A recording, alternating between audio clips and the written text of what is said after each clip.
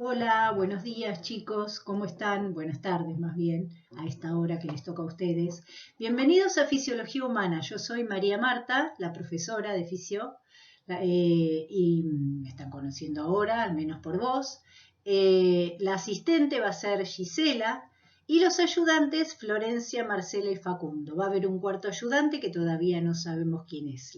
Ellos los van a conocer durante la semana.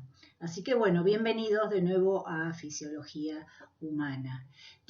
Van a tener la mayor parte de las actividades subidas al Moodle, ya sea como archivo grabado o como archivo de PowerPoint en formato de video, o también algunas clases sincrónicas, como las de hoy, que tenían la posibilidad de escucharla de manera sincrónica.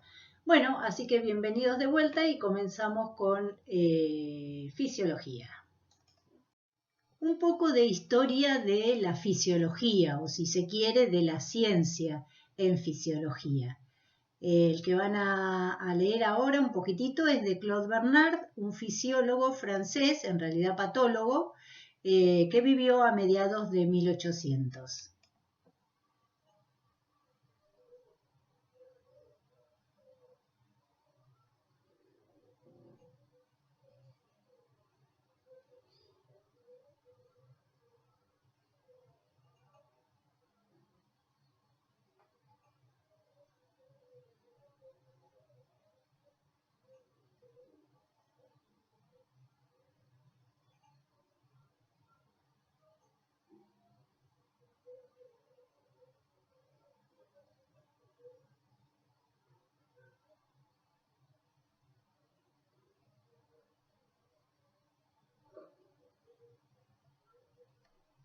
Bueno, para que vean, cortito, ¿vieron? Es de Claude Bernard, uno de los descubrimientos de este importante patólogo, fisiólogo, las dos cosas.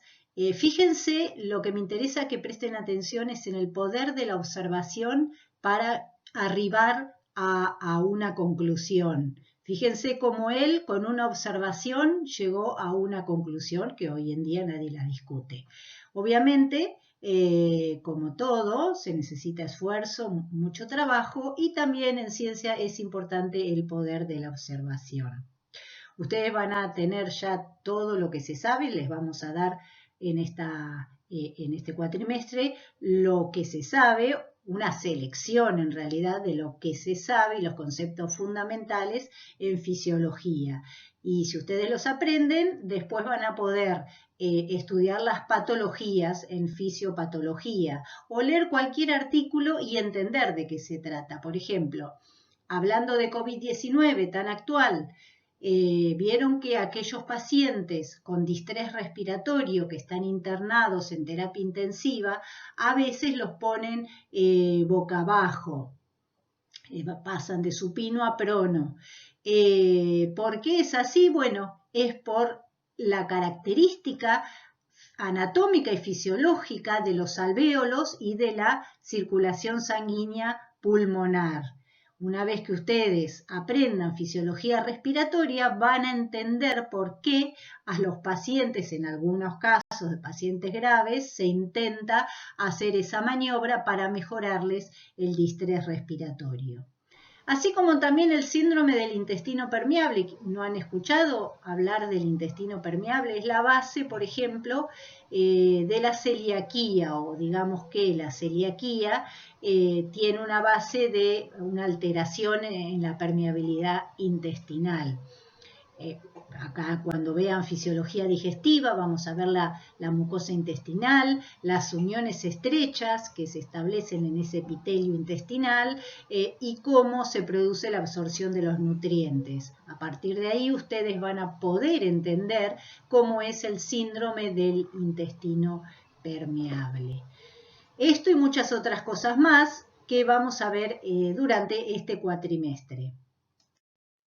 Para vivir, las células deben, entre otras cosas, recibir oxígeno y nutrientes de su entorno. Acá tenemos células nerviosas, musculares, en cualquier tejido, deben recibir los nutrientes y el oxígeno y liberar el dióxido de carbono y otros productos de desecho. La fuente original de oxígeno y nutrientes y el lugar donde se elimina en última instancia ese dióxido de carbono, los productos de desecho, es el medio externo. Sin embargo, las células del organismo no son capaces de intercambiar sustancias directamente con el exterior, porque la mayoría no está en contacto directo con él. En su lugar, las células deben recibir el oxígeno y los nutrientes de la sangre, la cual también se lleva el dióxido de carbono y otros productos de desecho de las células.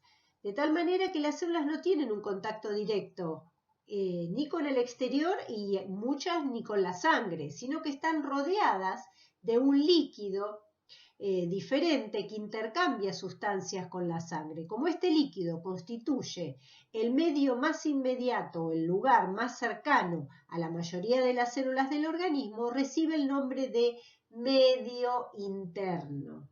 Entonces, los animales tienen dos medios, un medio externo y un medio interno. Y el medio interno es el líquido extracelular.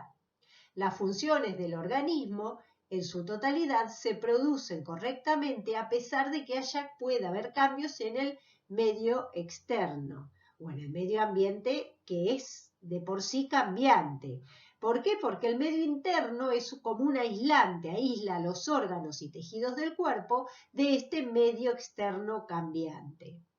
Y este medio interno estable ayuda a compensar y equilibrar los cambios en el medio ambiente externo para que no se traduzcan en cambios de las células. Para ello se requiere energía y se produce a través de mecanismos homeostáticos. Entonces, tanto a nivel del medio interno como del citoplasma de una célula individual, la homeostasis requiere energía. Cuando un parámetro vital, por ejemplo, la concentración sanguínea de glucosa, está bien regulada, ese parámetro no está en equilibrio. El equilibrio es un estado que en sí no implica consumo de energía.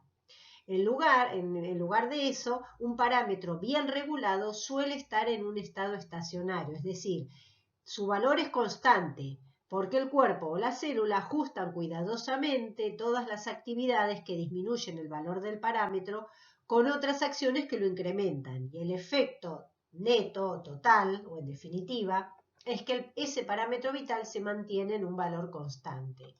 Entonces, la homeostasis es el control de un parámetro vital que se da a través de mecanismos homeostáticos y regula la homeostasis diversas variables fisiológicas, esos parámetros vitales que les hablaba.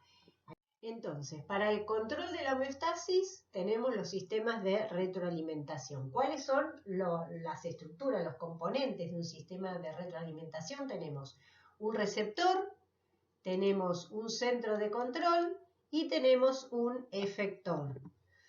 El receptor es aquella estructura corporal que detecta un cambio en un parámetro vital o en una condición controlada y que envía aferencias en forma de impulsos nerviosos o señales químicas a un centro de control que normalmente se encuentra en el sistema nervioso central. Este centro de control recibe a las aferencias, las integra y entonces genera una respuesta en forma de eferencias hacia el tercer componente de un sistema de retroalimentación, que es el efector, que es en sí la estructura que provoca un cambio en ese parámetro y por lo tanto modifica la condición controlada. ¿Cómo la modifica? La puede o disminuir o aumentar. Y acá tenemos que hablar entonces de dos tipos de sistemas de retroalimentación, negativo y positivo. Acá tenemos un ejemplo de un sistema de retroalimentación negativa. Van a ver que vamos a ver miles de estos a lo largo de este curso. Por ejemplo, algún estímulo hace aumentar la presión arterial. este aumento de la presión arterial es detectada por el receptor. Era la primera estructura de un sistema de retroalimentación, que en este caso de la presión arterial son los varoreceptores. Estos envían impulsos nerviosos al centro de control que está en el encéfalo, que integra esas señales y envía impulsos nerviosos al efector. En este caso hay dos efectores para producir la respuesta, el corazón y los vasos sanguíneos. Y estos efectores entonces hacen disminuir la frecuencia cardíaca y de esa manera reducir la presión arterial. Por lo cual se restablece la homeostasis, porque un estímulo hizo aumentar la presión arterial y el sistema de retroalimentación la disminuyó hasta acercarla al valor normal. Hay muchos otros ejemplos. El segundo que les doy en esta clase es cuando un estímulo hace disminuir, que también puede pasar. En este caso es la oferta de oxígeno a los tejidos, en este caso los riñones. Hay unos receptores entonces en las células renales que detectan los bajos niveles de oxígeno. Acá tenemos el receptor. Lo que hacen, mandar aferencias al centro de control, y el centro de control entonces a través de los proeritroblastos de la médula ósea roja, en este caso es la médula ósea roja, hace que se maduren más rápido para dar más reticulocitos, con lo cual más reticulocitos entran en la sangre circulante, luego se diferencian a glóbulos rojos y aumenta la oferta de oxígeno a los tejidos. Fíjense que el estímulo que hizo disminuir la oferta de oxígeno, luego de el funcionamiento del sistema de retroalimentación negativa, lo hace aumentar a los valores normal que tenían previo a esa disminución. Entonces se retorna a la homeostasis en cuanto a la oferta de tejidos. Perdón, la oferta de oxígeno a los tejidos.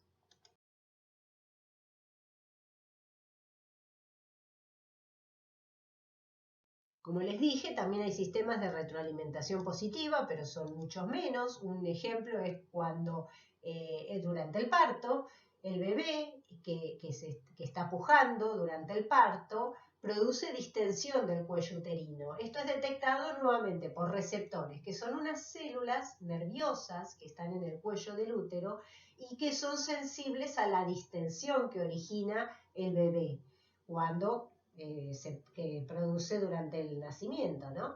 Esos receptores envían impulsos nerviosos al cerebro. Este los integra y libera una hormona que se llama oxitocina, que va a los efectores, que son los músculos de la pared uterina, y provoca contracción de estos músculos. Entonces los músculos se contraen con más fuerza. ¿Y qué produce esto? Que el cuerpo del bebé distiende más el cuello uterino, es decir, lo que produjo el sistema de retroalimentación positiva es una intensificación del cambio, por eso intensifican el cambio en la condición controlada. ¿Cuándo se interrumpe este ciclo de retroalimentación negativa? Cuando algo se produce externo al sistema. Bueno, en este caso no es que sea externo, pero el bebé sale, nace y deja de entonces distender el cuello uterino. Otros ejemplos son la succión del pezón durante el amamantamiento o el proceso de coagulación sanguínea, que lo vamos a ver. El cuerpo humano es un sistema abierto, que se dice. ¿Por qué? Porque todos los días se le añaden sustancias al cuerpo y de manera similar todos los días se pierden sustancias del cuerpo. En este ejemplo se ve la ganancia de agua y la pérdida de agua.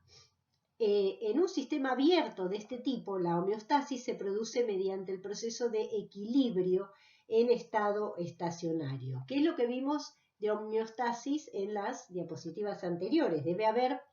Tiene que haber un punto de ajuste que es sensado por un receptor, en este caso es la osmolaridad de los líquidos, de los compartimientos corporales. Tiene que haber ese sensor, entonces, tienen que estar el centro de control y los órganos efectores que responden de una determinada manera. Se pueden producir desviaciones respecto al equilibrio en estado estacionario. Cuando las entradas son mayores que las salidas, decimos que hay un equilibrio positivo. Y al contrario, cuando las salidas son mayores que las entradas, hay un equilibrio negativo. Aunque puede haber periodos de desequilibrio, estos tienen que ser transitorios, no pueden ser prolongados, porque en general los estados prolongados de desequilibrio son incompatibles con la vida. Entonces, acá lo que se ve es el mantenimiento del equilibrio del agua en estado estacionario. Hay varias entradas de agua, como por ejemplo a través de la comida y la bebida, o el metabolismo celular que produce moléculas de agua. Y también hay muchas salidas de agua, aunque no todas se pueden regular. Por ejemplo, el agua que se elimina a través de la piel y los pulmones se dice que es una pérdida insensible de agua, porque no se puede regular. En cambio, aquella pérdida de agua a través de la orina sí se puede regular. De la misma manera, en la materia fecal, la pérdida de agua se puede regular hasta un cierto punto. La más regulable de todas es el aumento de la ingestión de agua. Esta también es regulable cuando hay a través del mecanismo de la sed, que es un mecanismo nervioso. Esto se puede regular cuando hay un déficit de agua. De la misma manera, cuando hay un déficit o un exceso de agua a través de la orina se puede regular. Pero no se puede regular el agua que se pierde por la piel y por los pulmones. Como vimos recién, es muy importante mantener ese medio interno constante, relativamente constante. Y eso se hace a través de distintos mecanismos homeostáticos de los líquidos corporales, que es lo que vamos a ver ahora. Específicamente vamos a ver cómo el cuerpo regula el volumen y la composición de los distintos compartimientos de líquidos corporales. Las distintas membranas.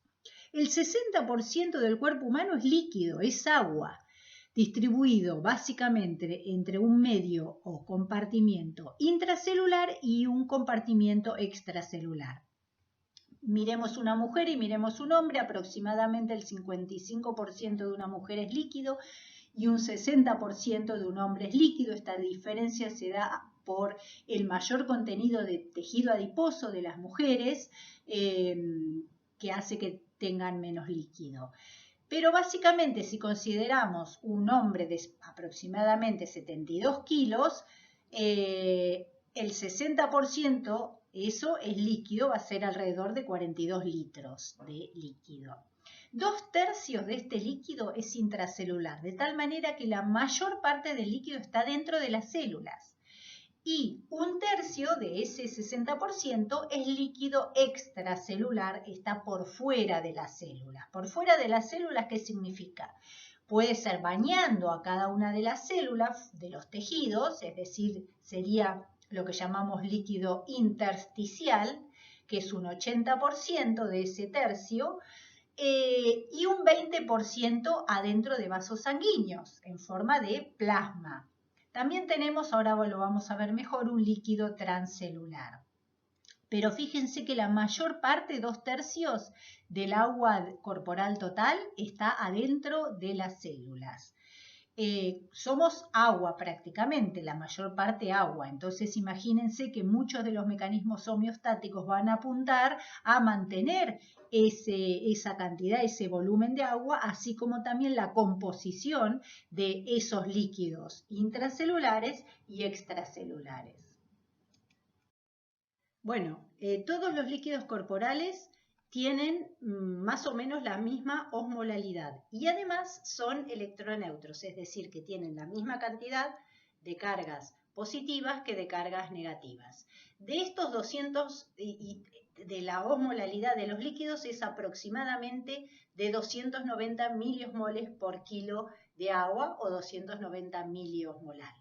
La diferencia, vamos a ver en las próximas diapositivas, radican mayormente adentro de la célula o el intersticio con el plasma, en que el plasma tiene abundante cantidad de proteínas. Y esas proteínas plasmáticas contribuyen aproximadamente con 1 miliosmolar, aumentando la osmolalidad en el plasma con 1, es decir, mientras que en los otros líquidos corporales tenemos 200 miliosmoles por kilo de agua, en el plasma tenemos 291. ¿Son importantes? ¿Tenemos una buena cantidad de proteínas plasmáticas? Sí. Lo que pasa es que la proteína, una proteína, cuenta como una partícula osmóticamente activa. Es grande, o sea, vamos a tener una buena cantidad de gramos o de miliequivalentes por litro de proteínas plasmáticas. Sin embargo, esto se va a reflejar solo en 1 miliosmoles por kilo de agua. El resto, fíjense, el sodio, lo vamos a ver en la diapositiva siguiente, está en más cantidad afuera que adentro de la célula, el potasio lo contrario, y acá tienen distintos, los componentes más importantes o los iones más importantes, además de proteína, glucosa y pH, entre los distintos líquidos corporales. Se tiene en cuenta el plasma y el plasma sin proteínas para que vean la diferencia. La composición iónica intracelular, es decir, adentro de cada una de las células, varía de un tejido a otro. Por ejemplo, la composición intracelular de las neuronas es distinta de la composición intracelular de células musculares, y estas a su vez son muy distintas de las existentes en las células sanguíneas. Pero a pesar de ello existen unos patrones similares entre todas que se observan en esta figura y que predicen la concentración de sodio afuera y adentro de la célula, la concentración de potasio, de cloruro, de proteínas y la osmolalidad. Obviamente puede haber, como les dije, cambios de acuerdo al tipo celular. Acá tendríamos el líquido intracelular, pero básicamente podemos decir que estas son concentraciones aproximadas en casi todas las células adentro de las mismas. En un varón de 70 kilos, este es el agua corporal total de un varón de 70 kilos, que sacando sería 42 litros, el 60% de líquido en un varón de 70 son 42 litros. El líquido intracelular es el mayoritario, aproximadamente 25 litros. El líquido intersticial es de alrededor de 13 litros. El plasma sanguíneo es de 3 litros y el líquido transcelular, que es el que se encuentra dentro de un epitelio y separado, por ejemplo, el líquido sinovial, el líquido cefalorraquídeo, es de aproximadamente 1 litro. Las diferencias en la composición iónica entre los compartimentos de líquido intracelular y de líquido extracelular, que vamos a ver que el líquido extracelular, el plasma y el líquido intersticial son bastante similares las concentraciones iónicas, a excepción de las proteínas y algún otro componente más. Pero las diferencias entre el líquido intracelular y el líquido extracelular son fundamentales para el funcionamiento normal del organismo.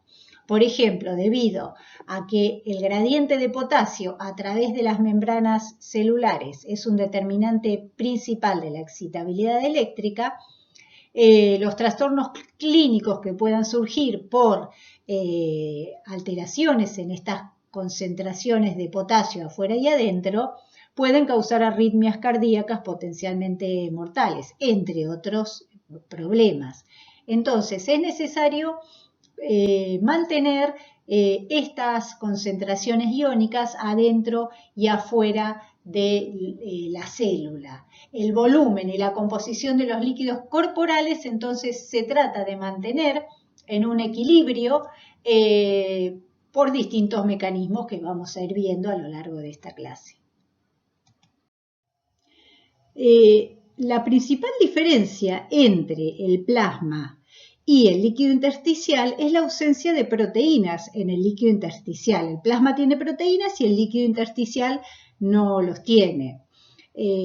Tanto las proteínas, puede tener proteínas y lípidos también, que ocupan alrededor de un 7% del volumen plasmático total, como se ve en este dibujo. Y cuando los laboratorios informan la concentración de iones, la composición iónica del plasma, por ejemplo sodio, potasio, que las informan en unidades de miliequivalentes por litro, en todo un litro de solución de plasma, hay un error, o no es un error, sino que hay que hacer una corrección para realmente conocer cuál es la concentración de iones fisiológicamente activa. Los iones fisiológicamente activos son los que no están retenidos entre las proteínas, sino los que están en el agua plasmática. De tal manera que uno tiene que hacer la corrección por la cantidad de proteínas y o lípidos. Entonces, fíjense, si nosotros tenemos un dato de laboratorio de que la concentración de sodio es de 142 miliequivalentes por litro, eso es en plasma, por litro de plasma. Sin embargo, la fisiológicamente activa es la que está ocupando este lugar y no este. Entonces, se hace la corrección por 0,93, lo cual nos da, fíjense, mayor cantidad de miliequivalentes por litro de agua plasmática de sodio. En realidad, esta es la fisiológicamente activa. La mismo tipo de corrección se hace para el cloruro y para todos los otros iones. Por eso se hace esa corrección. Si la fracción de agua plasmática fuera menor a 93%, es decir, que hubiera un paciente que tiene hiperproteinemia o hiperlipidemia, esto sería mayor, pongamos 10%, y el agua plasmática sería menor, pongamos 90%. En ese caso, entonces, por otra parte, bueno, acá se ven entonces el líquido intracelular, esto sería dentro de una célula, esto sería el líquido intersticial, perdón, no les estaba mostrando con el pointer, ahí va, el líquido intracelular y el líquido extracelular con plasma y líquido intersticial. Entonces, la diferencia entre el líquido intracelular y el extracelular es debido a la permeabilidad selectiva de la membrana plasmática de las células. Ahí sí vamos a ver grandes diferencias. Además, así como había proteínas en el plasma y no en el líquido intersticial, de la misma manera hay proteínas adentro de las células que no pasan al líquido intersticial porque la membrana celular no se los permite por su permeabilidad selectiva. Entonces, esta sería la membrana de los capilares y esta la membrana celular. Hay mecanismos especiales de transporte de iones a través de la membrana celular, que los vamos a ver a continuación, que mantienen esas diferencias en la concentración de los iones que estamos viendo acá. Por ejemplo, el potasio en mayor cantidad dentro de la célula que afuera. El sodio en mayor cantidad afuera de la célula que adentro. Las proteínas confinadas adentro de la célula y no en el líquido intersticial, sí en el plasma. Bicarbonato en una mayor concentración en el líquido intersticial, pero también adentro de la célula, una gran cantidad de fosfatos cargados negativamente adentro de la célula y poco cloruro, en cambio más cloruro y casi nada de fosfato en el líquido intersticial. Estas diferencias en los iones, entonces vuelvo a repetir, las hace la permeabilidad selectiva de la membrana plasmática y hay una diferente permeabilidad de las membranas de las células que las membranas de los capilares. Las membranas de los capilares, como se ve acá, que como si tuvieran agujeritos, son mucho más permeables a los solutos, por eso la concentración de iones es casi similar, excepto por lo que dijimos de las proteínas negativas que retenían cationes y repelían aniones y por eso esa pequeña diferencia, pero mayormente son iguales. No así los iones entre el líquido intracelular y el extracelular. Como se ve acá en esta figura, el epitelio de los vasos sanguíneos son muy finitos, sin embargo tienen poros y el agua pasa a través de esos poros fácilmente, por eso el intercambio es mucho mayor, es decir, los solutos, el cloruro, el sodio pasan para un lado o para el otro muy fácilmente. En cambio, no pasan a través de la membrana celular. Acá se ve un epitelio, por ejemplo, un enterocito con las microvellosidades. Para atravesar la membrana e ingresar y luego volver a salir, tienen que atravesar la membrana plasmática y ya ahí necesitan de transportadores específicos, que los vamos a ver a continuación. Hay muchas sustancias que no son lipofílicas y que por lo tanto no pueden atravesar la membrana a través de la bicapa de fosfolípidos. Entonces las tienen que atravesar por proteínas intrínsecas de membrana que pueden formar poros, canales o transportadores. Entonces se han identificado 3 tipos de vías proteicas a través de la membrana. La primera que se ve acá es la proteína de membrana que forma un poro que siempre está abierto.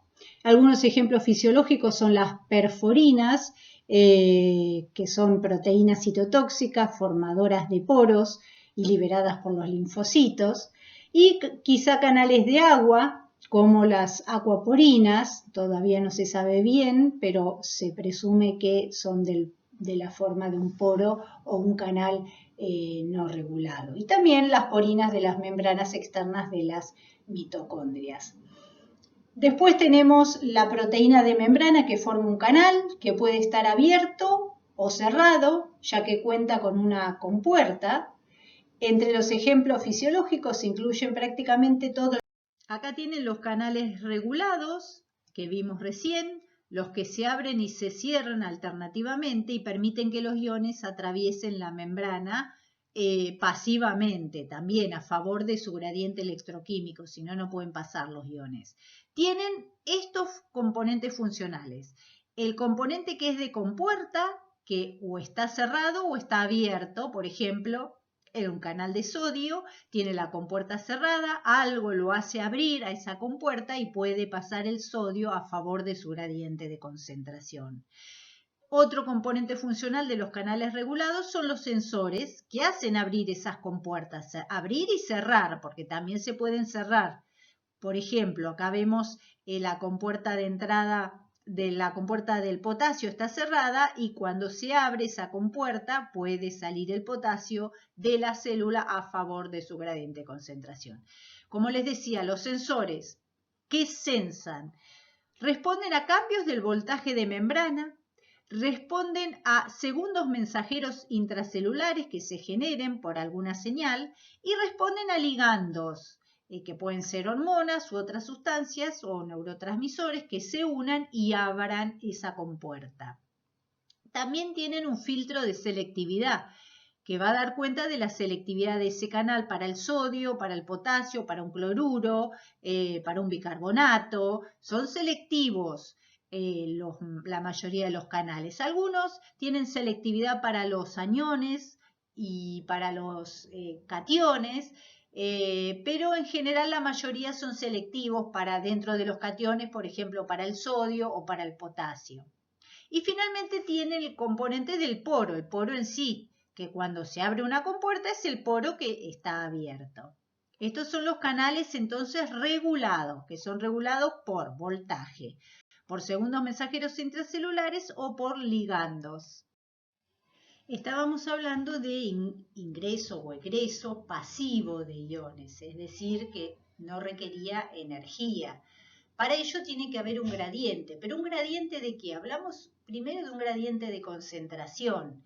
Eso sería solo para el caso en que la sustancia que va a ingresar no tenga carga, como la glucosa. Si además la sustancia que va a moverse a través de la membrana tiene carga, tenemos que hablar de un gradiente eléctrico también, lo que se llama gradiente electroquímico. Fíjense en la situación en A. Tenemos un ion cargado positivamente que está en mucha mayor cantidad fuera que adentro de la célula, con lo cual el gradiente eléctrico hace que se mueva la dirección hacia adentro de la célula. Pero también tenemos que ese ion que está cargado positivamente es atraído hacia adentro, que está cargado negativamente el interior de la célula. con lo cual hay un gradiente electroquímico a favor de la entrada de ese catión. Ahora miremos el ejemplo B. Fíjense que la flecha es más finita que la del ejemplo A. ¿Por qué? Porque hay un gradiente electroquímico, hay mayor concentración adentro que afuera, con lo cual ese catión tiende a salir de la célula a favor de su gradiente de concentración, pero por el otro lado no hay un gradiente eléctrico que lo favorezca, porque va hacia un lugar donde hay cargas positivas, que son repelidas, son del mismo tipo de carga que tiene ese ion. Entonces, en un caso, el gradiente eléctrico y el gradiente de concentración van en la misma dirección y en el otro no. Pero siempre tenemos que hablar entonces de un gradiente electroquímico, que tiene una parte eléctrica y una parte química, que es lo que se ve en la fórmula acá. Hay un gradiente, una diferencia de energía potencial electroquímica que hace mover a esa sustancia y tiene un componente de diferencia de energía potencial química y un componente de diferencia de energía potencial eléctrica. La diferencia de energía potencial química está relacionado con, R es la constante de los gases, T la temperatura, en grados Kelvin, y el logaritmo de la concentración de esa sustancia, ese ion intracelular, sobre la concentración extracelular. De tal manera que este componente incluye el gradiente de concentración a ambos lados de la membrana. Este otro componente de la ecuación es la diferencia de energía potencial eléctrica. Esto que ven acá es la diferencia de energía de voltaje en el interior de la membrana versus el exterior de la membrana. Z es la carga de ese ion. Si es un ion cargado positivamente, lleva carga más. Si tiene una sola carga es 1, si tiene dos cargas como el calcio sería más 2. F es la constante de Faraday. De manera que la fuerza que hace ingresar o egresar a un ion tiene estos dos componentes. La concentración, el componente de concentración, diferencia de energía potencial química, y el componente de electricidad o voltaje de membrana, que hace que haya un componente de diferencia de energía potencial eléctrica. ¿Qué pasa cuando hay un equilibrio electroquímico de una sustancia? Es decir, que la diferencia de energía potencial electroquímica es 0, o sea que el delta mu de esa sustancia X es igual a 0.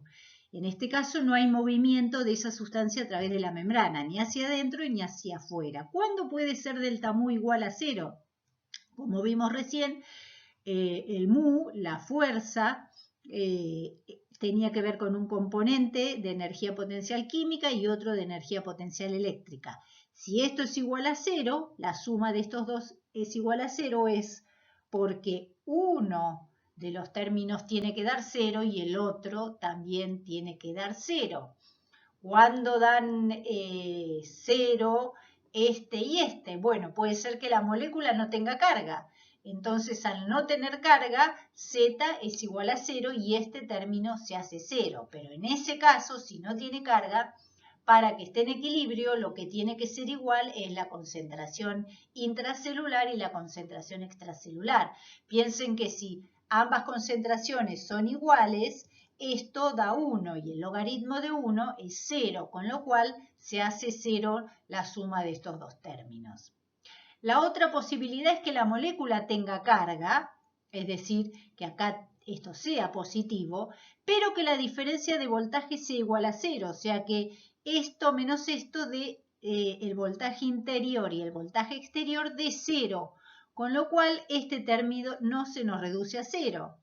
Pero entonces, para que sea 0, el equilibrio, que esté en equilibrio electroquímico, nuevamente la diferencia de concentración no tiene que existir, es decir, la concentración interna y externa a la célula tiene que ser igual.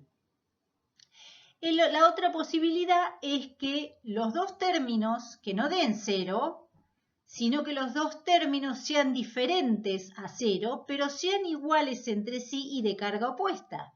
Entonces, si yo corro esto hacia acá, me queda que esto va a ser igual a este término, pero de carga opuesta. Fíjense lo que ocurre acá. 0, entonces me queda igual a este término, pero si yo este término lo despejo el voltaje de membrana, me queda esta ecuación. El voltaje de membrana entonces sería igual a R por T dividido la carga del ion por la constante de Faraday por el logaritmo de la concentración de esa sustancia en el interior sobre la concentración de esa sustancia en el exterior.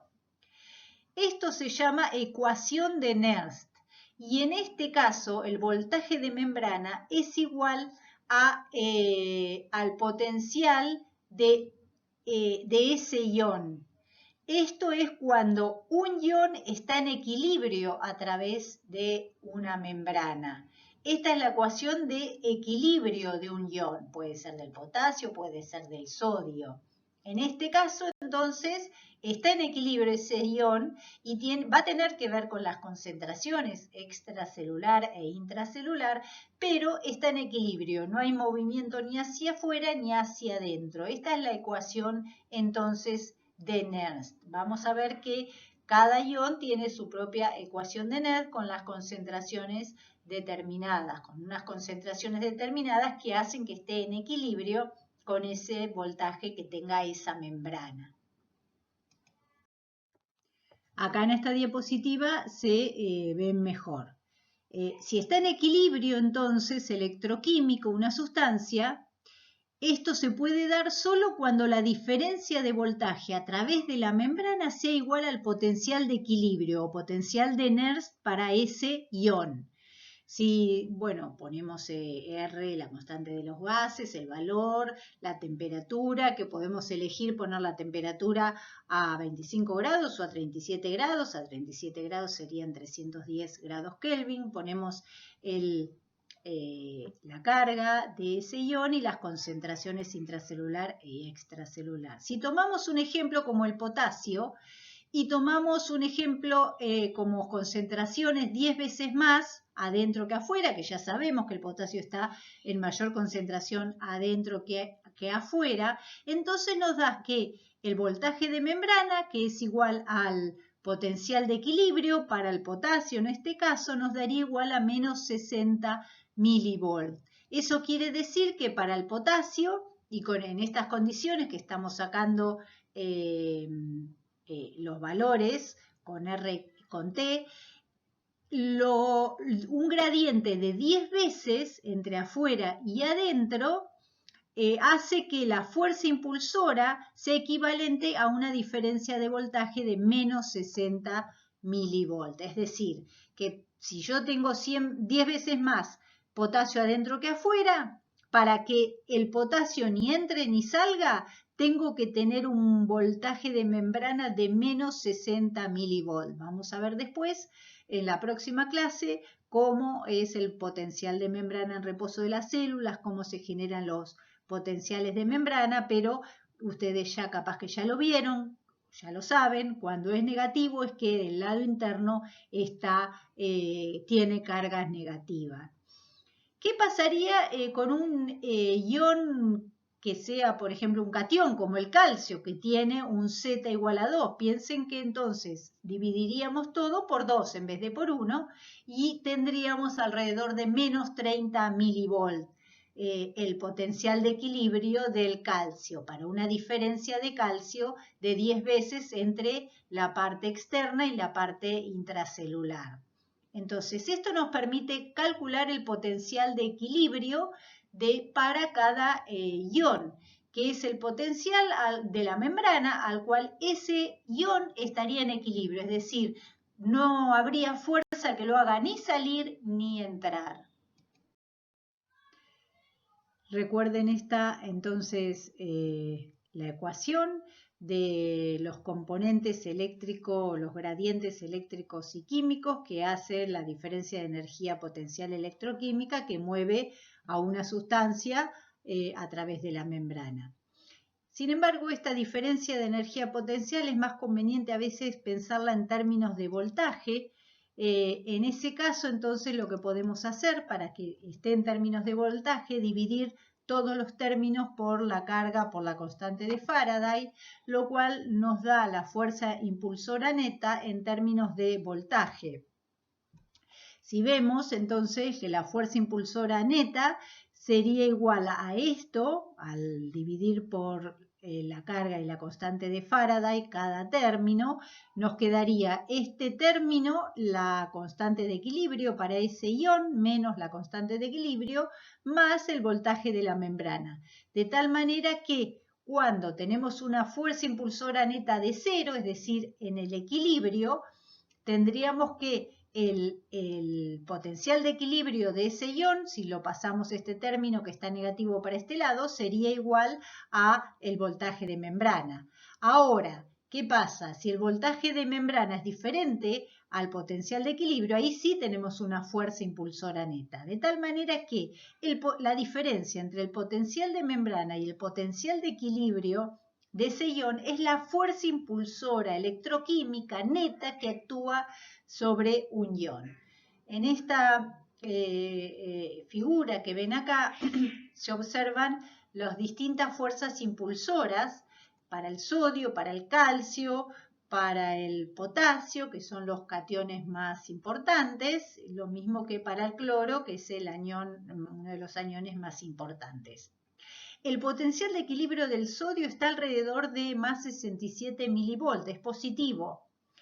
El voltaje de una membrana, de la mayoría de las membranas plasmáticas, está alrededor de menos 80 milivolts. En el medio, por acá tenemos el voltaje 0, este es el voltaje entonces de la membrana. Acá tenemos voltaje 0, acá menos 80. La diferencia entre el voltaje de membrana de menos 80 y el potencial de equilibrio del sodio, que es más 67, nos da menos 147 milivolts. Entonces, esta es la fuerza impulsora electroquímica neta que actuaría sobre el sodio, de tal manera que el sodio entraría adentro de la célula. Porque cuando el voltaje de membrana es más negativo que la fuerza impulsora neta, es decir, la célula es demasiado negativa para que X esté en equilibrio, un catión, como el sodio, tenderá a entrar en la célula y un anión, como el cloruro, tenderá a salir. Fíjense la diferencia entre el voltaje de esa membrana de menos 80 y el potencial de equilibrio del calcio, que es de más 123. La fuerza impulsora para el calcio de una membrana cualquiera es altísima, es de menos 203 milivolts, de manera que en cuanto se abre un canal de calcio, el calcio tiende a entrar adentro de la célula rápidamente. Miren para el potasio lo que ocurre. El potasio tiene una diferencia entre el voltaje de membrana y su potencial el potencial de difusión del potasio de solo 15 milivolts. Entonces el potasio tiende a salir de la célula a favor de su gradiente electroquímico, pero no es tan fuerte la fuerza impulsora electroquímica para mover al potasio como lo es para el sodio y para el calcio. Acá también se muestra la fuerza impulsora para el cloruro en dos tipos de células diferentes, porque por ejemplo en las células del músculo esquelético el potencial de equilibrio del cloruro es de menos 89 milivolts, mientras que en la mayoría de las células está en menos 47 milivolts. En un caso tendería entonces a salir el cloruro de la célula y en otro tendería a entrar a la célula. Estas son entonces las fuerzas impulsoras electroquímicas que actuarían sobre estos que son los iones más comunes, teniendo en cuenta un potencial de membrana de menos 80 milivoltios. Acá hay dos ejemplos que están interesantes para que cada uno de ustedes los razone tranquilo. Fíjense que en A tenemos una molécula que no tiene carga, es decir, que en cuyo caso el gradiente electroquímico tendría solo un componente de gradiente de concentración importante, por eso el delta mu tiene solo este término de la ecuación. Mientras que para el caso del potasio tiene los dos componentes, el gradiente químico de concentración y el gradiente eléctrico, teniendo en cuenta un voltaje de membrana de menos 60 milivolt y estas concentraciones de cada una de las sustancias, se puede arribar entonces a la fuerza impulsora neta que mueve el potasio hacia afuera, en este caso, y la glucosa hacia adentro. Siempre tengan en cuenta que la glucosa, en cuanto entra, es metabolizada, con lo cual adentro de la célula normalmente, en la mayoría de las células hay excepciones, por ejemplo en los enterocitos donde se está absorbiendo la glucosa continuamente luego de una comida, o en algunas células renales, exceptuando esos casos, si no la glucosa es ingresada a la célula y rápidamente metabolizada, con lo cual siempre hay un gradiente, hay mayor glucosa afuera, que adentro. De tal manera que ustedes pueden sacar cuál sería la fuerza que mueve estas dos sustancias, una sin carga y una con carga. Fíjense que el delta mu para el potasio sería de menos 80 milivoltios, si ponemos los valores de R, de T, la carga, y teniendo en cuenta el voltaje de membrana de menos 60 milivolts. Es decir que el potasio tendería a hacer salir, esta ecuación nos dice que el potasio tendería a salir de la célula, porque el voltaje es el gradiente obtenido, el delta mu, es más negativo que el voltaje de membrana. Recuerden que cuando el delta mu es más negativo que el voltaje de membrana, entonces un catión tiende a salir y un anión tiende a entrar. Pero esto es importante que lo vieran para que vean que la glucosa solo tiene el componente de la concentración y en cambio un ion como el potasio tiene los dos términos que influyen sobre esa fuerza impulsora a través de la membrana. De tal manera que esos son todos intercambiadores o cotransportadores.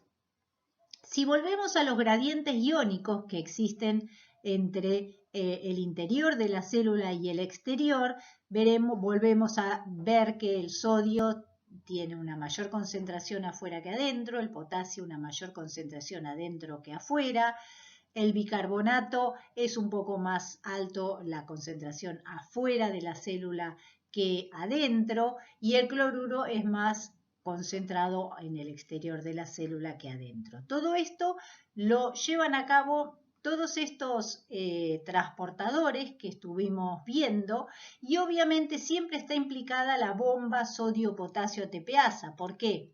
Porque la bomba esta es la que genera el exceso de sodio hacia afuera, que es usado por una gran mayoría de los transportadores para el transporte de esas sustancias. Recuerden que les dije que el sodio y el gradiente del sodio era el que más se usaba en el transporte de muchas sustancias en contra de su gradiente electroquímico. Acá se ven bien la bomba calcio-protón y el intercambiador sodio-calcio que mantienen, es muy importante, son muy importantes para mantener la concentración de calcio intracelular muy baja, 4 órdenes de magnitud menor que la extracelular, lo que hace que cuando se abre un canal de calcio, por ejemplo, el calcio entre a favor de su gradiente de concentración adentro de la célula. Entonces acá tienen ejemplos de canales sin transportadores en una célula típica. Vemos con el sodio y vemos la mayoría acá son cationes, pero también tenemos transportadores de aniones, cloruro, bicarbonato, de aniones orgánicos también, que son muy importantes. Esto lo miran ustedes tranquilos, pero son todos cotransportadores o intercambiadores. Además de generar gradientes de concentración para el sodio y el potasio, la bomba sodio-potasio ATPasa cumple un rol importante en la generación del voltaje de membrana negativo en el interior, que es más o menos de menos 60 milivolts en una célula típica. La bomba sodio-potasio realiza esto de dos maneras. Primero, es electrógena.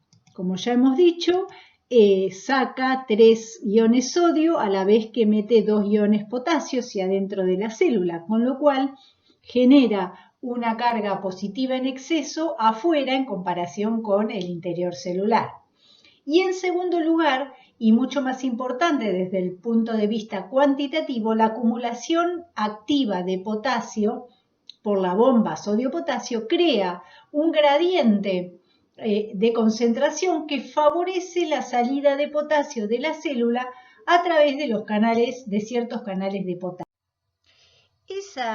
Ese gradiente de sodio tiene una energía potencial electroquímica almacenada y esa energía entonces se utiliza para varias cosas, como les decía recién, para el transporte de otras sustancias. Como se ve en la figura 1, hay muchas células epiteliales que tienen transportadores de canales de sodio que se llaman ENaC, que normalmente están en la superficie apical de los epitelios. Y en la superficie basal está la bomba sodio-potasio ATPasa. Por lo tanto, hay un transporte transepitelial de sodio, es decir, se reabsorbe o se absorbe sodio desde un lumen o una luz, que puede ser la renal, la del tubo digestivo, hacia el fluido intersticial. También ese gradiente de sodio que se genera nos permite el potencial de acción en las células excitables, como las neuronas, como las células musculares. Esa entrada pasiva de sodio a favor de su gradiente de concentración produce la despolarización de membrana y eventualmente el potencial de acción. Y en tercer punto, lo que les dije en la diapositiva anterior. La mayoría de las sustancias usan el gradiente electroquímico del sodio a través de la membrana para impulsar el transporte activo secundario de nutrientes y de iones. En esta foto se ve cómo ingresa la glucosa, este puede ser un enterocito, se ve la membrana apical y la membrana basal o vasolateral. En la membrana apical está el cotransportador, glucosa-sodio. El sodio al entrar a favor de su gradiente electroquímico libera energía que es tomada para que la glucosa entre en contra de su gradiente de electroquímica. Una vez que está dentro de la célula, esa glucosa alta, esa concentración alta de glucosa hace que pueda salir por la membrana vasolateral hacia el intersticio donde hay menos concentración de glucosa en forma pasiva a través de un GLUT, una proteína GLUT transportador de glucosa. Obviamente, esa concentración de sodio en todas las células, ese gradiente electroquímico de sodio en todas las células es mantenido por la bomba sodio-potasio ATPasa y por los canales de fuga de potasio. Entonces, ¿ven para qué es importante esa diferencia de concentración de iones en el interior y el exterior de la célula? ¿Qué pasa con el calcio, que es otro catión importante para muchas funciones fisiológicas, como por ejemplo la contracción muscular y la liberación de neurotransmisores en los axones neuronales? Bueno, ese calcio está en muy baja concentración adentro de la célula. Ven acá que está, lo puse yo en rojo, a 100 nanomolar, mientras que afuera la concentración de calcio es 1 milimolar, es 4 órdenes de magnitud mayor afuera que adentro. ¿Cómo es mantenido este gradiente de calcio? Fundamentalmente por estas dos proteínas, la bomba calcio-protón y el intercambiador sodio-calcio. Eso mantiene la concentración de calcio intracelular mucho menor que la extracelular. Obviamente la bomba calcio-protón hidroliza ATP, es una bomba ATPasa, mientras que el calcio-sodio es un intercambiador, usa el gradiente del sodio para expulsar calcio. De cualquiera de las dos maneras se expulsa el calcio hacia afuera. Después también en las células hay canales de calcio regulados por voltaje que ante cambios en el voltaje pueden abrirse, con lo cual el calcio entraría a favor de su gradiente de concentración. Es lo que ocurre, por ejemplo, en los axones neuronales cuando viene un potencial de acción que se altera el voltaje, entra calcio, aumenta la concentración de calcio y permite la liberación de un neurotransmisor. También el calcio es mantenido bajo en el citosol debido a las bombas de calcio, calcio-protón, que hay en el retículo endoplasmático fundamentalmente, pero en muchos orgánulos celulares. Nuevamente, estas bombas son dependientes de ATP, hidrolizan el ATP para meter el calcio adentro. Estos también son muy importantes para el gradiente, para la generación de un gradiente mucho menor de calcio adentro que afuera.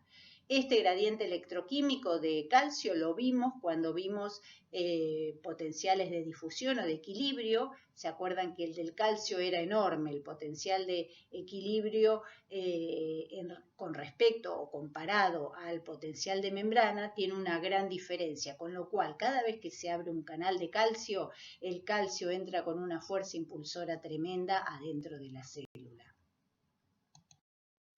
Otros iones importantes fisiológicamente son los protones y bicarbonato, los iones bicarbonato, además de los de cloruro que ya lo vimos. ¿Por qué protones y bicarbonato? Bueno, porque regulan el pH de los líquidos corporales. Recuerden que habíamos visto que el interior celular tiene un pH un poco más bajo, de alrededor de 7,2, con respecto al líquido intersticial que es de 7,4. Este pH es mantenido por una serie de intercambiadores y cotransportadores que son los que se muestran acá, pero fundamentalmente, fíjense dos, el intercambiador sodio-protón y el intercambiador cloruro-sodio-bicarbonato. Estos mantienen el pH y la concentración de bicarbonato intracelular por encima del valor de equilibrio, con lo cual generan que ante la apertura de canales, por ejemplo de protones, el protón entre a favor de su gradiente de concentración y en el caso de apertura de canales de bicarbonato o de cloruro, los mismos el bicarbonato salga a favor de su gradiente de concentración. Estos intercambiadores, entonces, como les dije, usan el gradiente del sodio a favor, entrando a favor de su gradiente de concentración, para impulsar la salida de protón y la entrada de bicarbonato. También hay otros intercambiadores, cotransportador, que transporta 3 bicarbonatos por cada sodio que sale de la célula. Es un cotransportador de sodio bicarbonato. Entre todos estos se regulan el pH intracelular. Y el transporte de ácido fuera, como ven, que se transporta ácido fuera de la célula o bicarbonato adentro, se llama expulsión de ácido. ¿Y cuándo se estimula? Cuando la célula se acidifica más de su pH normal. Y este sistema se inhibe cuando la célula se alcaliniza, para mantener un pH óptimo para el funcionamiento celular. Además del transporte a través de una membrana plasmática para entrar o salir de una célula, es importante el transporte a través de membranas epiteliales. Por ejemplo, imagínense que ustedes almorzaron, entonces ese alimento está en el intestino, luego de haber pasado por el estómago, obviamente, y se tiene que absorber. Muchos de los nutrientes se tienen que absorber. Para eso tienen que atravesar una capa epitelial de enterocitos. Algo similar sucede en riñón. Mucho del filtrado glomerular se reabsorbe en el túbulo contorneado proximal principalmente, especialmente la glucosa y aminoácidos que hayan sido filtrados. Para eso tienen que atravesar la capa de células epiteliales del túbulo contorneado proximal. De manera tal que es importante entonces tener en cuenta el transporte a través de membranas epiteliales. Y para ello vamos a ver qué tiene una membrana epitelial que por ahí no tienen otras células. Imaginemos un glóbulo rojo primero o imaginemos un fibroblasto, que puede ser lo que se ve acá, esta primera célula. Fíjense que no tiene polaridad, es redondeada, tiene distintos transportadores, tiene un montón de transportadores, la bomba sodio-potasio ATPasa, canales de potasio, canales de sodio, sin embargo están todo a su alrededor.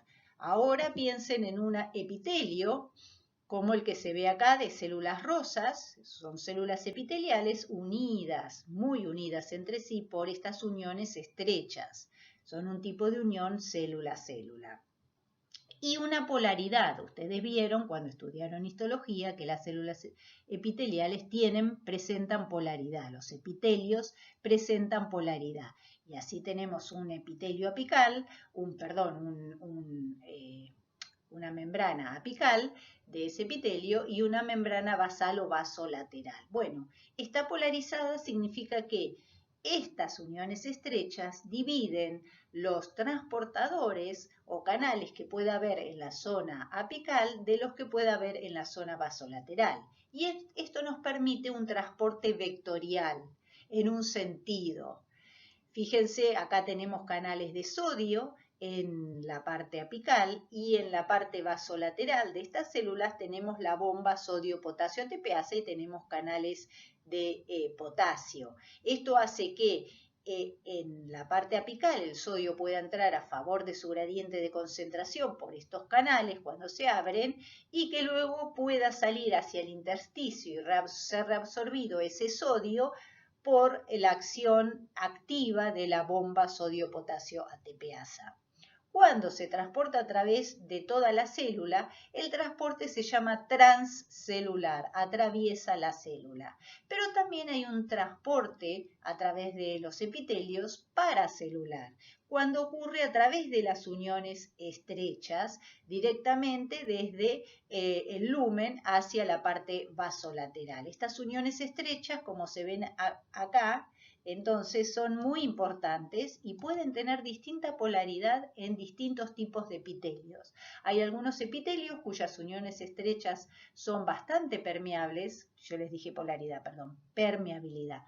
Estas uniones estrechas pueden ser bastante permeables, por ejemplo las del túbulo contorneado proximal del riñón o las del duodeno son bastante permeables o pueden ser muy poco permeables y prácticamente no pasar nada, como por ejemplo las del túbulo colector del riñón.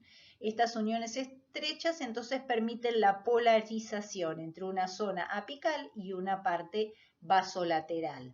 Pero además, muchas veces, muy a menudo, hay un voltaje transepitelial diferencial entre el voltaje de la membrana vasolateral y el voltaje de la membrana apical, que también ayuda al transporte transcelular y paracelular de sustancias. Entonces, a través de las membranas epiteliales podemos tener transporte paracelular y transporte transcelular. El transporte paracelular siempre es pasivo, sigue un gradiente de concentración. Puede pasar por la unión estrecha algún soluto, puede pasar agua, siempre a favor de su gradiente de concentración. En cambio, el transporte transcelular en general tiene dos componentes, uno pasivo y otro activo, como se ve acá, por ejemplo, para el sodio. El sodio en la parte apical entra por transporte pasivo y en la parte vasolateral atraviesa la membrana por transporte activo. Aquí se observa cómo se pueden generar gradientes electroquímicos diferentes entre la membrana apical y la membrana vasolateral. Imagínense que tengo un canal de sodio entonces, en la membrana apical, entonces el sodio entra a favor de su gradiente de concentración y luego es bombeado hacia afuera por la bomba sodio-potasio ATPasa en contra de su gradiente de concentración, así como el potasio es metido hacia adentro de la célula epitelial. Fíjense qué pasa, que yo tengo canales de fuga de potasio, con lo cual el potasio tiende hacia afuera, favorecido por su gradiente de concentración, pero es tomado por la bomba y metido hacia adentro, de tal manera que se reabsorbe el sodio desde la luz apical hasta el intersticio. Como el intersticio se hace más positivo debido a esta absorción de sodio, la luz es relativamente negativa en comparación con el intersticio. Esto favorece que el cloruro, que es un anión, entonces pase por las uniones estrechas hacia el espacio intersticial, de tal manera que se reabsorbe cloruro de sodio, sal. Esto pasa en muchas partes del túbulo renal. Fíjense qué pasa cuando se tiene que secretar potasio, que también sucede en ciertos segmentos de los túbulos renales. El sodio entra a favor de su gradiente de concentración, es expulsado hacia el líquido intersticial por la bomba sodio-potasio ATPasa, pero ese potasio aumentado por la bomba que está adentro puede salir hacia afuera a favor de su gradiente de concentración y hacia la luz de esos túbulos renales, porque hay canales de fuga de potasio en la parte apical de ese epitelio. De la misma manera, entonces se genera una luz negativa con respecto al intersticio que hace que se pueda reabsorber cloruro y reabsorber sodio, a la vez que se secreta potasio. Entonces, la idea de esto, hay muchos más casos para ver, no se los voy a dar todos, pero la idea es que vean cómo está diferencialmente la expresión diferencial de transportadores o canales entre la parte apical y la basal hace que un epitelio pueda reabsorber o secretar determinadas sustancias, usando tanto transporte pasivo como transportes activos. Así como se transportan solutos a través de los epitelios, también se transporta agua a través de los mismos. Como vimos, las bombas sodio-potasio de las membranas vasolaterales transportan activamente moléculas de soluto al líquido intersticial, especialmente sodio, seguido por cloruro. Esto hace que se genere un gradiente de presión osmótica a través del epitelio que dirige el flujo de agua, el flujo pasivo de agua desde la luz al líquido intersticial. De esa manera puede reabsorberse agua por determinados epitelios. Fíjense que acá puede el agua pasar a través de la célula por las membranas plasmáticas o pueden pasar por estas uniones que dependiendo de la permeabilidad van a ser más o menos permeables al agua. De la misma manera, las membranas plasmáticas pueden ser más o menos permeables al agua de acuerdo a la composición de lípidos que tengan y de acuerdo a la abundancia de acuoporinas que tengan. Por ejemplo, en riñón, en el túbulo colector es muy impermeable al agua, excepto en determinadas situaciones donde se insertan muchos canales de acuoporina y ahí se hace entonces el túbulo más permeable al agua y permite la reabsorción de más agua. De la misma manera, las uniones, estas son muy o poco o muy permeables a los solutos y al agua. Pero lo que dirige entonces el flujo de agua es la presión osmótica a través del epitelio. Siempre el agua pasa de forma pasiva. Otra sustancia importante para que vean es cómo se transporta la glucosa, que es un nutriente. Nuevamente estamos viendo, en este caso, un enterocito puede ser, con las microvellosidades o puede ser una célula epitelial del túbulo contorneado proximal. En cualquiera de los dos casos, La glucosa está en una concentración más baja en la luz del túbulo renal o del intestino delgado que adentro de la célula, con lo cual tiene que entrar activamente. Bueno, ¿cómo entra adentro de la célula? Por cotransporte con el sodio, usando el gradiente, la energía del gradiente de concentración de sodio. Una vez que está dentro la glucosa, dentro de la célula, la glucosa está en una mayor concentración ahora que adentro de la célula que en el líquido intersticial, con lo cual pasa entonces por la membrana vasolateral por difusión facilitada de forma pasiva hacia el líquido intersticial. Entonces usa un transportador como el GLUT, los GLUT que ya los vimos, para atravesar la membrana vasolateral. Siempre es, entonces, en la parte apical el transporte es activo y en la parte vasolateral el transporte es pasivo. Obviamente estos gradientes de sodio, como en todas las células, son mantenidos por la bomba sodio-potasio ATPasa. Entonces, este es el proceso de absorción epitelial de glucosa. Esta diapositiva les muestra cómo los epitelios pueden ser herméticos o permeables y así diferir en las permeabilidades por las uniones estrechas que tienen. En este primer caso tenemos el túbulo contorneado proximal del riñón, cuyas uniones estrechas son bastante permeables y permiten el paso a través de ellas de los iones mayoritarios al líquido intersticial y al capilar peritubular. Fíjense que un caso de epitelio hermético es el túbulo colector, donde estas uniones estrechas son muy impermeables, de tal manera que el paso de agua, acá también me olvidé decirles, pasa el agua, tanto de forma transcelular como paracelular. En cambio, en el túbulo colector no puede pasar la mayoría de los iones ni el agua por esas uniones estrechas porque tienen características que los hacen muy poco permeables. Tiene que ver con la calidad y cantidad de ciertas proteínas que tienen. Por lo tanto, solo se puede reabsorber agua a través del túbulo colector cuando se insertan en la membrana canales de agua, que son las acuoporinas, y todo esto, como vamos a ver cuando veamos fisiología renal, está dado por una hormona que es la hormona antidiurética, que hace que se inserten en la membrana apical las acuoporinas y eso permite entonces en esas condiciones el ingreso de agua, que en otras condiciones no podría suceder.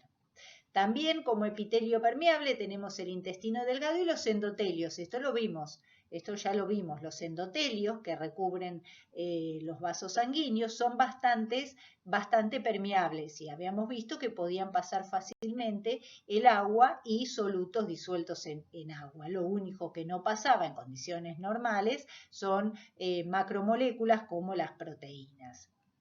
Otro ejemplo de epitelio hermético es el epitelio del colon, que reviste el colon, la vejiga urinaria, la piel, también son todos herméticos, epitelios herméticos. Volvemos al agua porque dije que es un 60% en un adulto sano, entre un 55 y un 60% del peso corporal. ¿Cómo se desplaza entre los compartimentos? Bueno, se desplaza muy fácilmente siguiendo los gradientes osmóticos o de presión hidrostática. Vamos a ver cuál es importante en qué situación. De los 42 litros de agua corporal total que tengo, le voy a poner el pointer que no se lo puse, tenemos 2/3, alrededor de 28 litros de líquido intracelular y 14 litros de líquido extracelular. Ambos están separados por la membrana plasmática y la misma es atravesada por el agua por difusión simple. A su vez, el líquido extracelular está compuesto por líquido intersticial y plasma, es decir, el líquido de los vasos sanguíneos. El agua puede atravesar la pared de los capilares, de los vasos sanguíneos, no atraviesa en las arterias mayores, por ejemplo, atraviesa en los capilares, como vamos a ver en el aparato cardiovascular, por difusión simple también. Ahora, bien, ¿qué fuerzas actúan para que el agua difunda o pase a través de o la membrana plasmática o la pared capilar? En el caso de la membrana plasmática, la presión osmótica, la diferencia de presión osmótica entre el líquido intracelular y el líquido extracelular, si es que la hay. Eso determina la entrada o salida de agua de las células. En cambio, a nivel de los capilares, es importante también la presión hidrostática que deriva del bombeo del corazón. Eso sumado a la presión osmótica que ejercen las proteínas plasmáticas que están en plasma y no están en el líquido intersticial. Entonces, a nivel de los vasos sanguíneos, más específicamente de los capilares, el desplazamiento de agua se da siguiendo la presión hidrostática y la presión osmótica. En condiciones normales, la presión osmótica del citosol es igual a la presión osmótica del líquido extracelular, como vimos, pero puede haber modificaciones y variaciones que tienen que ser corregidas por los mecanismos homeostáticos correspondientes. Recién vimos que la fuerza importante para el desplazamiento de agua hacia afuera o hacia adentro de la célula era la presión osmótica.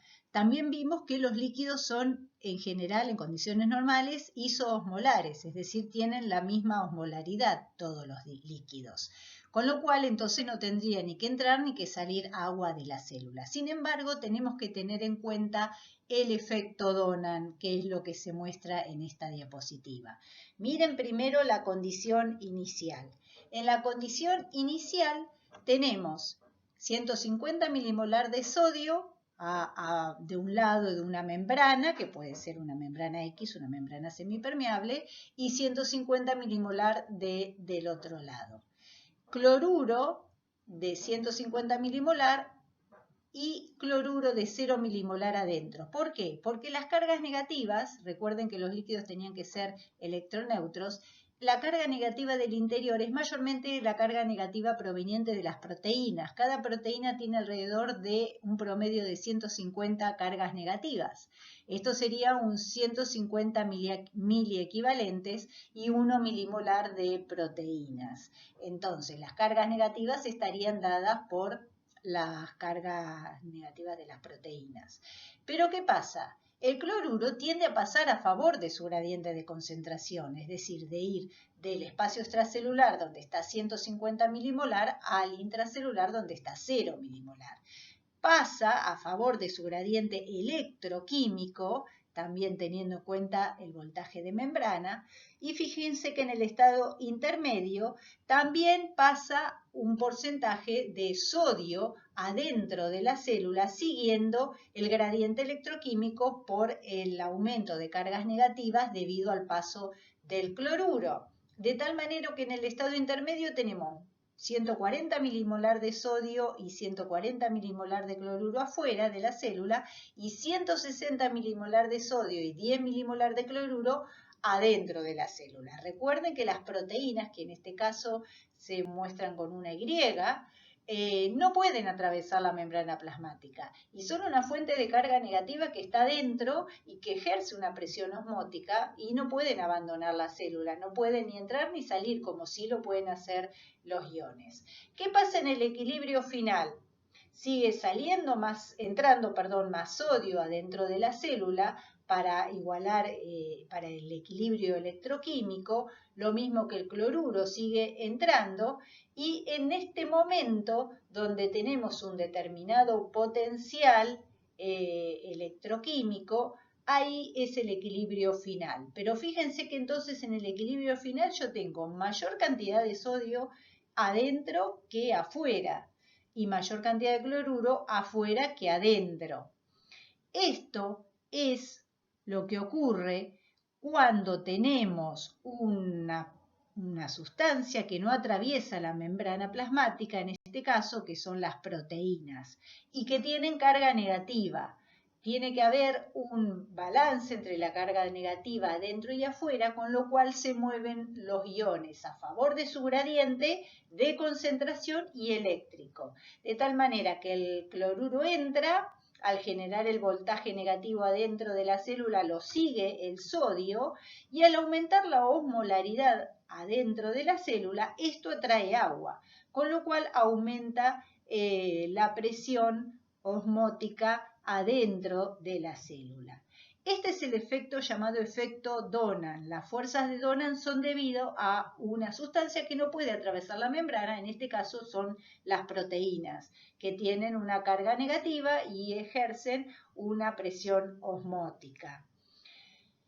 ¿Qué pasa con la célula? Se puede lisar, provocaría la lisis osmótica, a menos que la célula realice un trabajo osmótico para contrarrestar ese aumento de volumen del efecto Donan. Y eso es lo que hace la bomba sodio-potasio ATPasa, eliminar sodio hacia afuera, de tal manera de tratar de evitar esa lisis osmótica.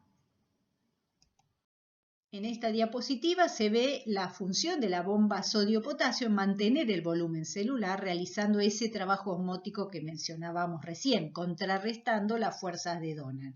Imagínense que tenemos esta célula normal, donde tenemos la bomba sodio-potasio ATPasa, los iones más importantes, sodio, cloruro, los proteinatos, ven la X negativa, es un proteinato, la concentración de sodio adentro, la concentración de potasio adentro de la célula, la concentración de cloruro adentro de la célula y la entrada y salida, el equilibrio con el agua. Entonces el equilibrio osmótico se mantiene por la entrada y salida de la célula de un número igual de iones positivos y negativos.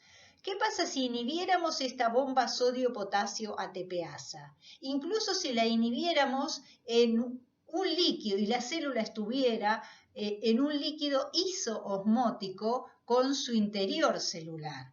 Si la inhibimos, lo que ocurre es que la célula se va a hinchar porque va a entrar pasivamente agua, alterando el equilibrio osmótico y se hinchará, esa célula se hincharía. Si nosotros inhibiéramos, se puede inhibir la bomba con un compuesto que se llama agua vaina. Fíjense que incluso se hincha aun cuando el líquido en el cual sumerjamos la célula es isoosmótico con respecto adentro de la célula. Esto quiere decir que la bomba sodio-potasio ATPasa ejerce un papel importante en mantener el volumen celular. Bueno, vieron que dijimos que los líquidos son isoosmolares en condiciones normales, es decir, que tienen la misma osmolaridad y osmolalidad, alrededor de 290 miliosmolar. Sin embargo, puede haber cambios en la osmolaridad por distintas situaciones y esos cambios provocan activación de mecanismos homeostáticos que tratan de compensar esos cambios. Hay algunos mecanismos homeostáticos que involucran mecanismos neurales y mecanismos hormonales y otros son mecanismos propios de la célula. Acá vemos en esta diapositiva cómo responde una célula ante un aumento de la osmolaridad del líquido extracelular, es decir, cómo responde a la contracción celular.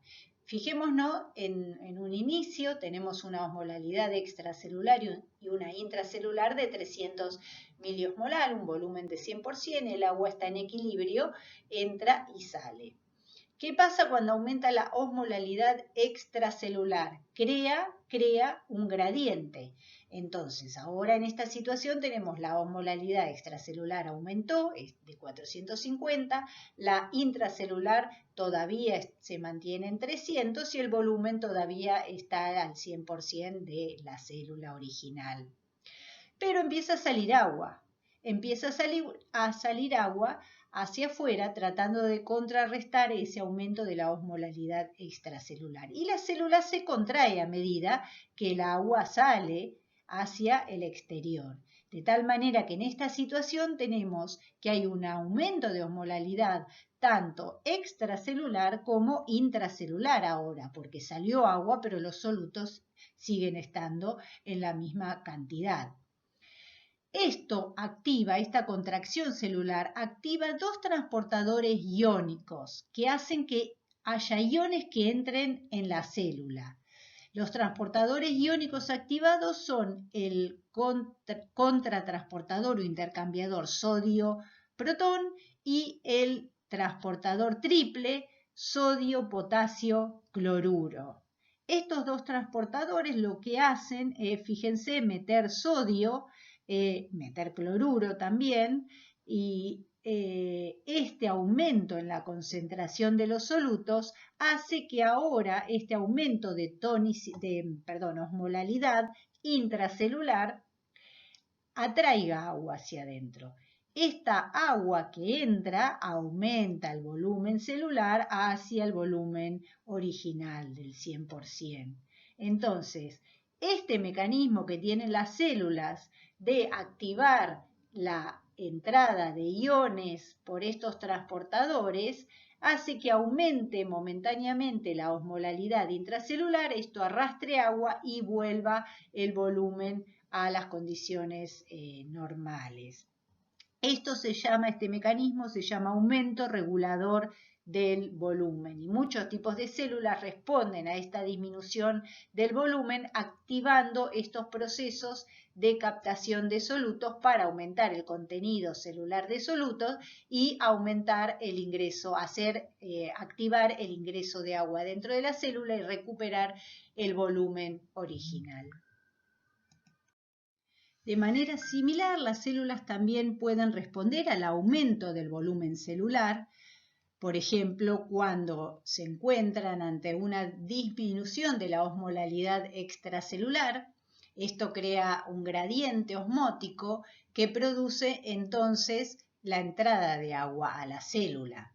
Al disminuir, estar más baja la osmolalidad extracelular, entra agua adentro de la célula. Fíjense, originalmente tenemos las dos osmolalidades en 300 miliosmolar y ahora tenemos la osmolalidad intracelular, sigue estando en 300, pero la extracelular bajó a 200 por alguna razón. Esto hace que entre agua, con lo cual baja la osmolalidad intracelular, termina bajando la osmolalidad intracelular a 200 miliosmolar por arrastre de agua. Esto produce un volumen, fíjense, en este caso de un 50% más, un 150% del volumen original. Esto entonces produce o activa dos grupos de vías de iones que salen de la célula, el potasio y el cloruro. Cloruro-potasio, canal de cloruro solo y canal de potasio solamente. Al salir iones, entonces disminuyen la cantidad de solutos intracelulares y aumenta la cantidad de solutos extracelulares, con lo cual la osmolaridad intracelular disminuye a menos de lo que estaba. Esto lo que hace es producir entonces una salida de agua y el volumen retorna a su volumen, y la célula retorna a su volumen original. Van a estar, obviamente, el ambiente extracelular y el intracelular con una menor osmolaridad, porque hubo una disminución de la osmolaridad por alguna razón, pero el volumen de la célula vuelve al 100%, a su volumen original. Gracias a que se activan entonces estos transportadores de iones, que salen los iones y entonces de esa manera sale el agua. Esta respuesta celular se llama disminución reguladora del volumen. Estuvimos viendo cambios en la osmolaridad del líquido intersticial, del líquido extracelular y cómo esto repercutía en la osmolaridad y el volumen de las células intracelular. Ahora bien, ¿cómo puede alterarse la osmolaridad del medio interno, del líquido intersticial, por ejemplo, y del plasma? Bueno, se puede alterar de varias maneras. Por ejemplo, tomando agua pura, tomando cloruro de sodio, sal puro, o tomando una solución salina isotónica. Vamos a ver que dependiendo de las adiciones, de lo que se añada, va a aumentar el volumen del líquido extracelular, pero puede tener efectos distintos sobre el volumen del líquido intracelular y la osmolalidad del líquido extracelular. Tomemos la situación inicial, que es la que se encuentra a la izquierda, arriba. El líquido extracelular y el líquido intracelular tienen la osmolaridad que ustedes ya conocen, 290 miliosmolar. Abajo dice la cantidad de miliosmoles de acuerdo al volumen de líquido de ese compartimiento, 17 litros del líquido extracelular y 25 litros del líquido intracelular. ¿Qué pasa si añadimos entonces una solución salina isotónica? Añadimos 1,5 litros de cloruro de sodio 145 milimolar en agua al líquido extracelular. ¿Qué pasa? Por ejemplo, podemos pasar una infusión intravenosa de esa solución.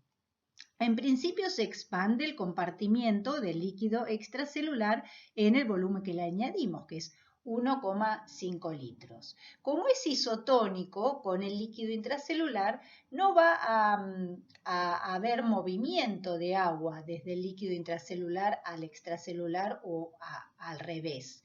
Entonces, la consecuencia de agregar una solución salina isotónica es aumentar o expandir el líquido extracelular sin afectar el líquido intracelular.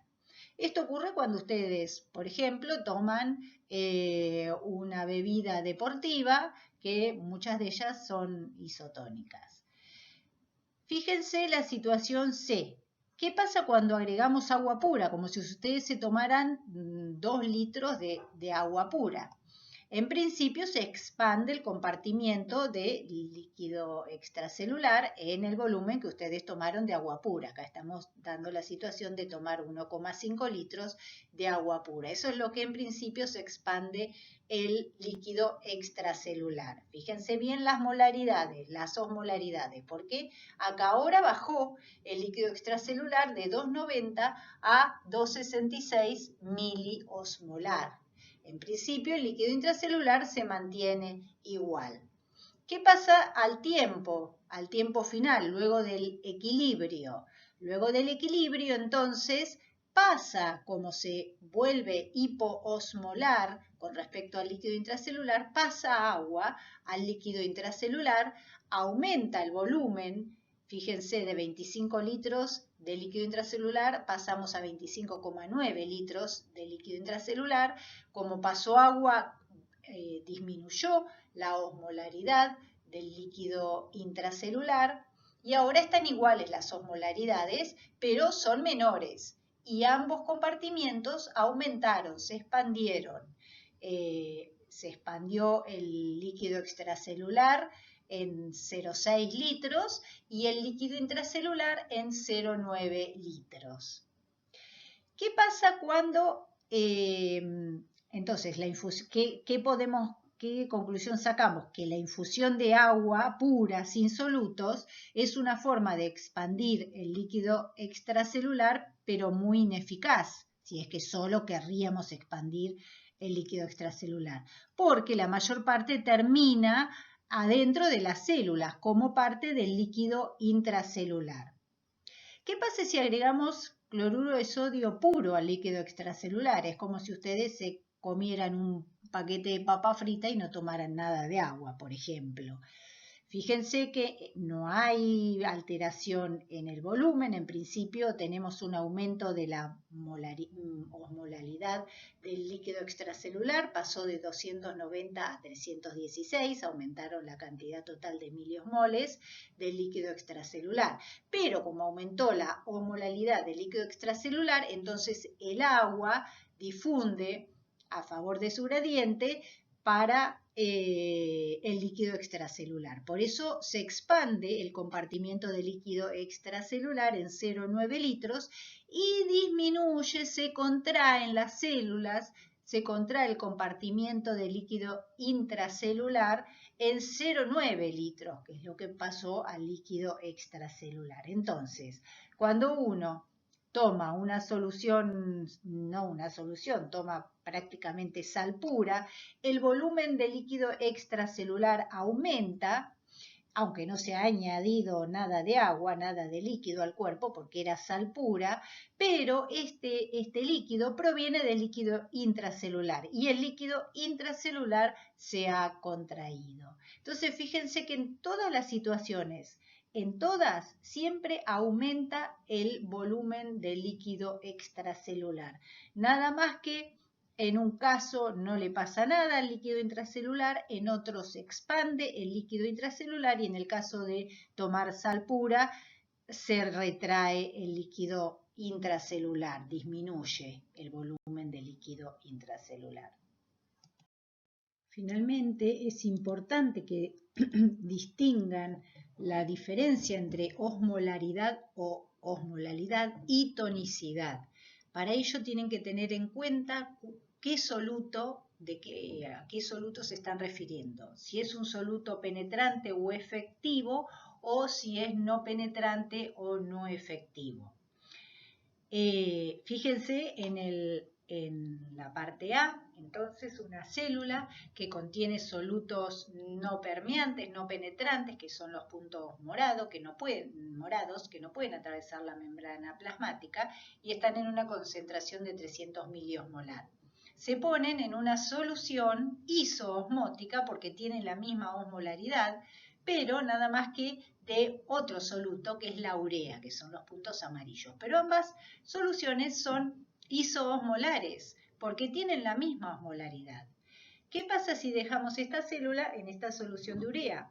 Al cabo de un tiempo entra la urea porque la urea pasa por las membranas plasmáticas bastante fácilmente, aunque lentamente, bastante fácilmente, y eso hace aumentar la osmolaridad del interior celular, lo que arrastra un flujo de agua consigo. Entonces la célula se hincha a medida que pasa el tiempo, porque la urea pasa a favor de su gradiente de concentración, lo que indica que la solución extracelular de urea es hipotónica, es decir, eran o son isoosmolares, tienen la misma osmolaridad.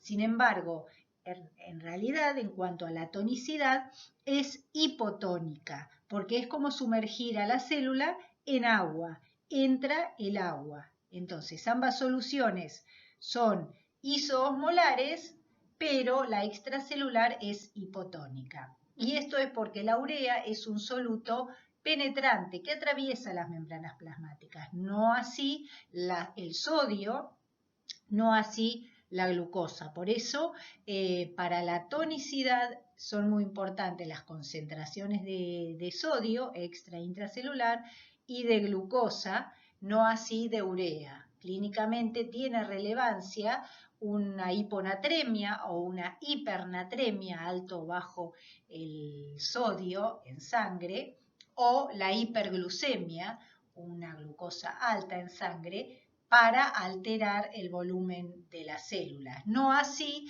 una urea en sangre alta. Bueno, la bibliografía utilizada para armar esta clase es el Bernay-Levy, séptima edición, el Silverton, séptima edición y el Boron, tercera edición. Los libros esos los tienen, yo se los subí a un link, les compartí el link, perdón, de mi Google Drive y están subidos a mi Google Drive por si alguno no lo tiene y no lo sabe bajar y lo quiere sacar de ahí para leerlo. Los temas. Los gráficos, los dibujos, mayormente fueron sacados de esos libros. Obviamente ustedes eligen lo que quieren para estudiar, pero recuerden, los temas principales y los conceptos principales son los que doy en las clases y que están en estas diapositivas. Después van a ver muchas otras cosas más en los libros de fisiología. Es interminable la fisiología, en realidad sería una materia de un año anual, pero hay que elegir ciertos conceptos fundamentales. Yo tengo que elegir ciertos conceptos fundamentales para darles. Entonces, para estudiar, ríjanse de lo que les doy en la clase teórica y lo que les dan los chicos en la parte práctica. Y además les quería decir una cosa, disculpen a veces que escuchan ruidos, la perra, mi hijo, y también a veces me trabo porque ustedes no saben, es horrible hablarle a una pantalla de computadora. Me gusta mucho más la interacción, las clases presenciales, pero como todos saben, no se pueden dar este cuatrimestre. Así que nos tenemos que manejar de esta manera. Pero les pido disculpas porque muchas veces me trabo. Muchas veces he tenido que cambiar, volver a grabar la diapositiva, pero es una cuestión de que no me cuesta hablarle a la pantalla y muchas veces me trabo por eso, que si la diera de manera presencial y con la interacción con ustedes, yo les veo la cara, veo si entendieron, si no entendieron, me es mucho más fácil, mucho más agradable a mí, pero bueno, todos sabemos que no se puede dar. Si hay algo que no entendieron, me lo hacen saber por email y yo veré la forma de por ahí ponerles alguna clase presencial para explicarles puntualmente algo que no hayan entendido. Estudien, nos vemos la clase que viene.